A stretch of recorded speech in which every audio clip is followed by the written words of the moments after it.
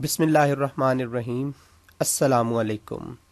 Today we are going to study 7th lesson of English Book 2, My Financial Career. That is written by Stephen Leacock. یہ ایک مزاحیہ مضمون ہے جس میں مصنف بینک میں اکاؤنٹ کھلوانے کا اپنا ذاتی تجربہ بیان کرتے ہیں کہ کس طرح وہ بینک میں داخل ہوئے، کیسے وہ مینیجر سے ملے، کیسے انہوں نے اکاؤنٹ اوپن کروایا اور انہوں نے بینک میں کیا کیا غلطیاں کیں۔ یہ پورا واقعہ بہت ہی فنی ہے جسے پڑھ کر ہم بہت زیادہ محظوظ ہوتے ہیں۔ تو آئیے سب سے پہلے اسٹیفن لیکاک کا تعارف دیکھتے ہیں۔ His full name was Stephen P.H. Butler Leacock. He was born on 30th December 1869 and he died on 28th March 1944. He was a Canadian by nationality. He was a teacher, political scientist, writer, and humorist.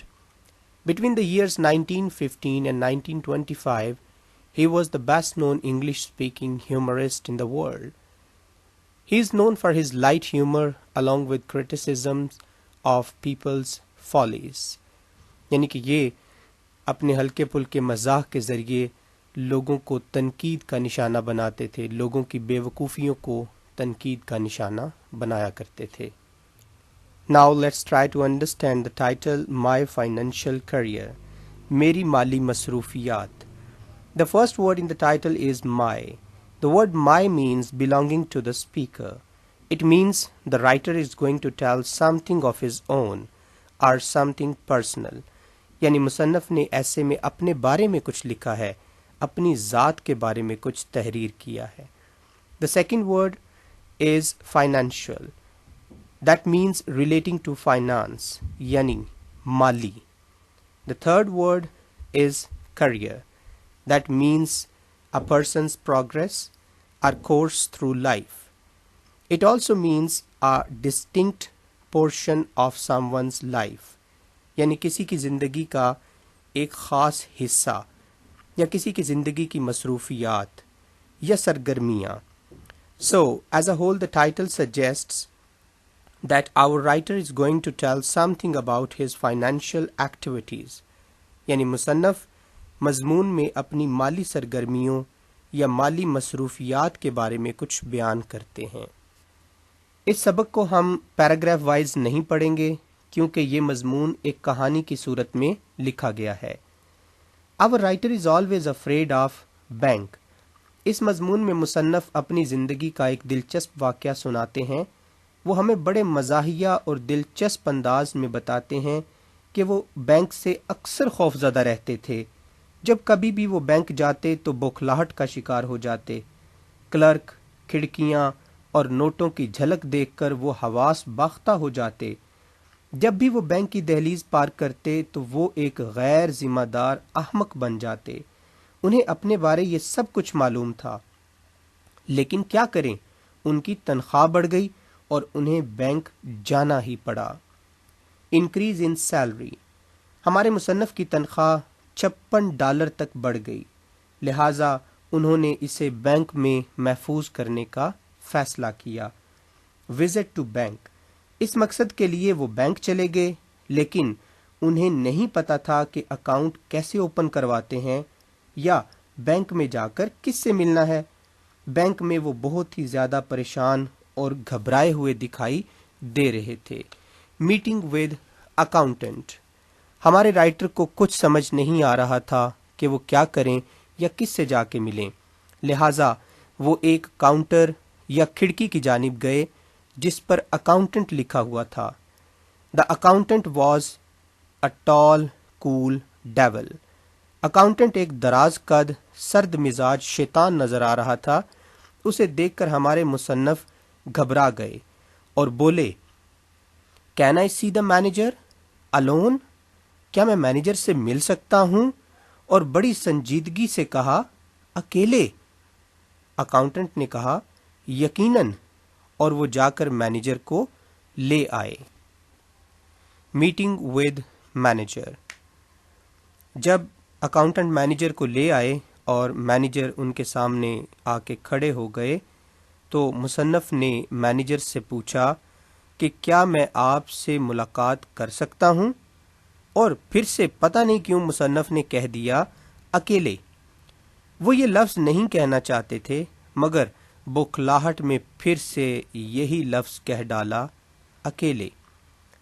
Manager نے سمجھا کہ شاید یہ کوئی جاسوس یا نمائندہ ہے، اسی لیے اکیلے ملنا چاہتا ہے، لہٰذا مینیجر مصنف کو اپنے ذاتی کمرے میں لے گئے اور کمرے کا دروازہ لاک کر دیا۔ مینیجر نے پوچھا کہ شاید آپ ڈیٹیکٹو ایجنسی پنکرٹن کے جاسوس ہیں؟ مصنف نے کہا کہ نہیں، سچی بات تو یہ ہے that I have come to open an account. I intend to keep all my money in this bank. اب مینیجر کو لگا کہ شاید مصنف ایک انگریز بینکر نواب روتس چائلڈ کا بیٹا ہے یا پھر امریکی سرمایہ دار خاندان گاؤلڈ کا نوجوان ہے۔ اس لیے مینیجر کو لگا کہ مصنف ایک بہت بڑا اکاؤنٹ کھلوانا چاہتے ہیں۔ اس پر مصنف نے دھیمی آواز میں کہا، fairly large, I propose to deposit $56 now and $50 a month regularly.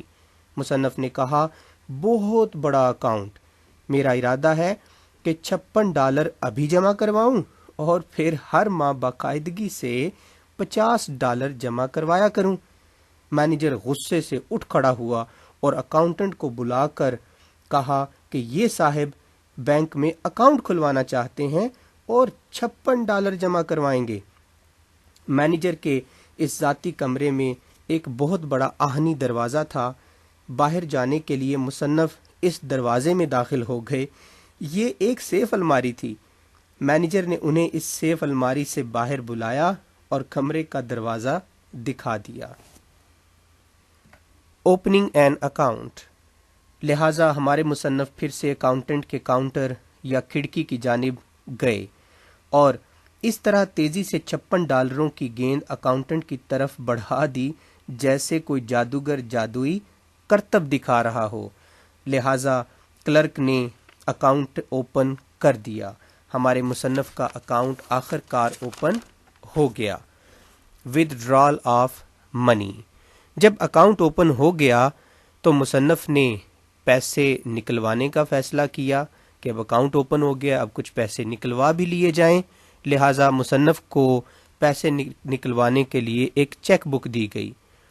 مصنف اس قدر گھبرا چکے تھے کہ چیک بک پر $6 لکھنے کی بجائے $56 لکھ دیے، جس کا مطلب تھا کہ وہ مکمل ساری رقم نکلوانا چاہتے ہیں۔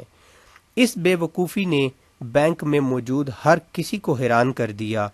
آخر کار کلرک نے مصنف کو تمام کی تمام رقم دے دی اور مصنف اس رقم کو لے کر وہاں سے بھاگ کھڑے ہوئے۔ جب مصنف بینک سے باہر آئے تو بینک زوردار کہکہوں سے گونج اٹھا۔ اس واقعے کے بعد مصنف نے کبھی بینک کا رخ نہیں کیا۔ سیونگ آف اماؤنٹ، تو دیکھتے ہیں اب مصنف اپنے پیسے کہاں پر محفوظ کرتے ہیں۔ Now our writer keeps his money into his trousers pocket and his savings in a sock. اب ہمارے مصنف اپنی رقم ٹراؤزر کی جیب میں جبکہ اپنی بچت جراب میں محفوظ کرتے ہیں۔ This lesson is a funny autobiography of the writer. He was very innocent and simple. مصنف نے خود کو نشانہ تضحیک بنا کر ہمیں بینک کی معلومات فراہم کی ہیں۔ ہم اس سبق کو پڑھ کر خوب ہنستے ہیں اور یہ بھی سیکھتے ہیں کہ اگر ہمیں بینک میں اکاؤنٹ اوپن کروانا ہو تو ہمیں کیا کرنا چاہیے۔ تو آئیے اپنے اس مزاحیہ سبق کے سوالات کو دیکھتے ہیں۔ کوسچن نمبر 1، مندرجہ ذیل جملے لیکاک کی دماغی حالت پر کیا روشنی ڈالتے ہیں؟ جب وہ بینک میں داخل ہوا، ڈرتے ڈرتے ارد گرد دیکھا، بوجھل قدموں سے داخل ہوا۔ کوسچن نمبر 2، مینیجر کو یہ خیال کیوں آیا کہ لیکاک کے پاس بتانے کے لیے ایک اہم راز ہے؟ کوشچن نمبر 3، جب مینیجر کو معلوم ہوا کہ لیکاک صرف $56 بینک میں جمع کروانا چاہتا تھا تو اس کا رویہ کیسا تھا؟ کوشچن نمبر 4، مینیجر کا دفتر چھوڑنے کے بعد لیکاک نے اور کون کون سی بڑی غلطیاں کیں؟ کوشچن نمبر 5، بینک میں اس حادثے کے بعد لیکاک اپنی رقم کہاں رکھتا تھا؟ کوشچن نمبر 6، اتنی مثالیں دے کر واضح کریں جتنی آپ دے سکتے ہیں کہ لیکاک جب تک بینک میں رہا مکمل حواس باختہ رہا۔ تو یہ تھے بیٹے ہمارے آج کے سبق کے سوالات۔ Thank you for listening to this lecture. May you never get rattled in a bank.